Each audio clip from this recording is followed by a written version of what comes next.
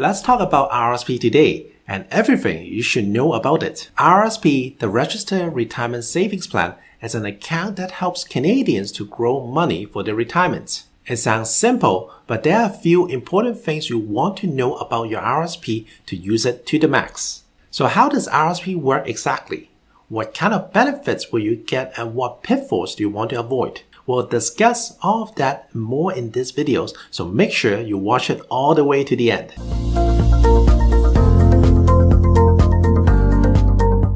Hey, how's it going?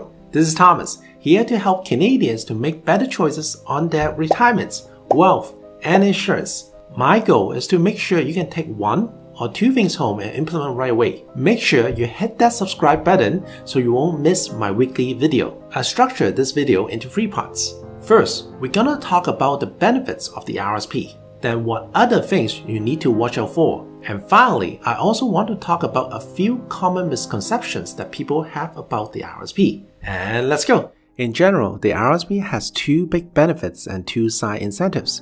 Number 1, it helps you lowering your taxable income, meaning you're paying less tax, and especially for those who are in 9 to 5, that also means you're getting a bigger tax return. It helps you grow your investments tax-free within the accounts until you take it out.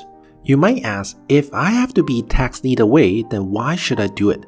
It's because instead of getting taxed now, a smart investor will always want to do tax later. That time helps you to have more compounding growth and be prepared for the bill. But how does that work exactly, and how can you maximize the benefits? Heads up, I'm not an accountant, so I will give you the ballpark figure only. For the exact number, please go to your accountants, okay? Let's look at the tax deduction first. Many people call the RRSP a tax later account. This is because when you put money into the RRSP, you don't have to pay tax on the contribution until you take it out. Let's say, for example, you earned $70,000 in a year. And to make the math easy, I will round the tax bracket at 18%, meaning you have to pay $12,600 to the CRA. And let's say you put $10,000 into your RRSP, that will reduce your taxable income from $70,000 to $60,000. And your tax bracket will now drop to 16%. So instead of $12,000, which now we are paying $9,600 to the CRA, so you save approximately around $3,000. Normally, you get this as a tax return in April. Also, now you have additional $10,000 in your bank accounts. Lowering the taxable income within the RRSP is especially useful for people who are in a higher tax bracket, and I'll explain that in detail in a moment. First, let's look at how to grow your investments within the RRSP. As I said, RRSP stands for Registered Retirement Savings Plan, and that's why many people think it's a saving account. But please, treat it as an investment account. You can hold stocks, bonds, other investments in your RRSP, and there's no capital gain, interest, or any other taxes within the account. That money is protected from tax. The general idea is that you want to put money into your RRSP when your income is high because you'll be in a high tax bracket, and you take the money out when your income is lower, which is usually during retirement. Keep in mind, when you take the money out, it counts as income and you have to pay taxes. In theory, if your income is low, then your taxes will be relatively lower. Then Thomas, how do I know if my tax bracket is high enough to make the RRSP worthwhile? Generally, there are many layers of tax brackets that includes both provincial and federal, so it can be very confusing. To make it simple for you, I usually like to break it down into 3 tiers. The first tier goes up to an annual income of about $40,000. The second one is up to $80,000, and the third is anything above. And usually, if you're in the first category, don't worry too much about your RRSP, focus more on the tax-free saving. Vice versa, if you're in the third tier, I highly suggest you leverage the RRSP to further boost your saving. Knowing your tax bracket will help you to maximize your RRSP benefits, and for an accurate number, please go to the professionals. By now, you know that an RRSP has attractive benefits, but there are a few things you want to keep in mind. The first thing is, there's a limit to how much you can contribute to your RRSP. In 2021, the contribution limit is $27,830 or 18% of your previous income, and that's the upper limit set by the CRA. And for any unused room, you can carry forward to next year. So for example, if you make $100,000 in 2020, your RRSP rule in 2021 will be $18,000. You might be wondering, what counts as income then? Some example will be your work income, income from your self-employment, rental incomes, and a few more. And if you incorporated, paying yourself in dividend will not increase your RRSP room next year. If you have a pension plan, that will share the same RRSP room, so keep that in mind. The next thing to be very mindful is the contribution time frame. Normally, you have one whole calendar year to do it, but the CRA also lets you to use the first 60 days of the year to count towards last year's contribution as well. The bank will market this as the RRSP season and always promote the RRSP loan. By the way, if you want to know more about the RRSP loan, rather if you should do it or not, let me know in the comments. So if you have extra saving and want to lower down your tax bills, you have until the 1st of March to decide, but after that, it's too late. Now let's talk about the downside a little more. Why lots of people prefer tax-free saving instead of the RRSP, mainly because of the flexibility in withdrawal.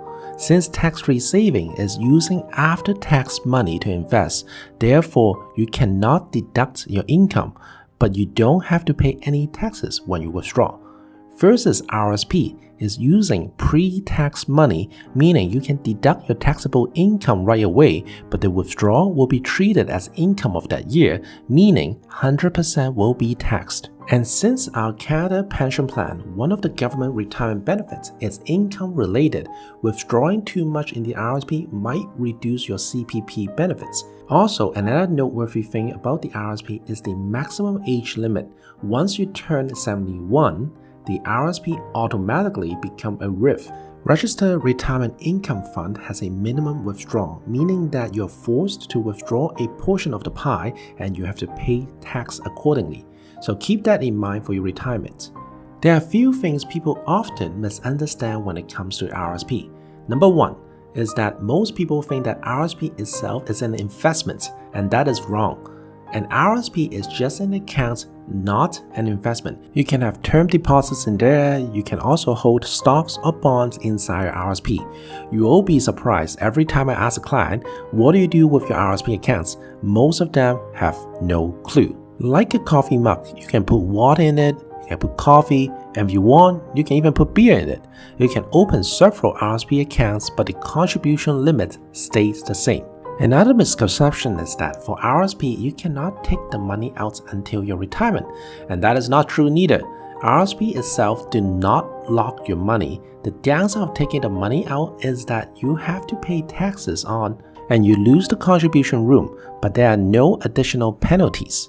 There are two situations in which taking the money out of your RRSP can be tax-free: when you want to buy your first home or when you want to go back to school. If you want to buy a home, you can use the first home buyer's plan. It allows you to take out a maximum of $35,000 tax-free. Keep in mind that you have to pay this money back in the span of 15 years after, so imagine it as giving yourself an interest-free loan. If you want to invest in your own education, you can take out up to $20,000 and pay it back in a time span of 10 years. These plans can be beneficial, but they will also reduce the amount of time you have to grow your investments. It can be a good idea to leave all your monies inside your RRSP and save up for a home elsewhere. For ladies, a little RRSP hack for you. If you're heading to your maternity leave this year, you can consider lowering your last year taxable income by contributing into the RRSP in the first 60 days of the year. That way, you'll receive extra tax return. Then during your mat leave this year, you'll be getting EI, which means your income is 50% lower. Now, you take the RRSP out to even out the tax bills. Lastly, my company provides an RRSP matching, but I don't want to take it because I simply feel the money is locked in for a long period of time. Listen to me, if your company offered this to you, take it. First of all, it's free money, and it doubles your tax return. So it's like a guaranteed 100% return on your contribution. It'll be stupid not to take advantage of it.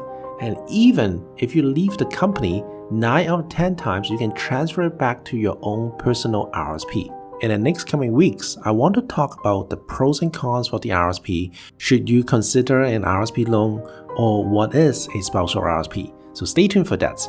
And now, I'd love to hear from you. What is your experience with the RRSP? Are you currently using it? And usually, what do you do with it? Let me know in the comments. If you have any questions, feel free to reach out and I'm more than happy to assist. As always, thanks so much for watching and I'll see you again next week.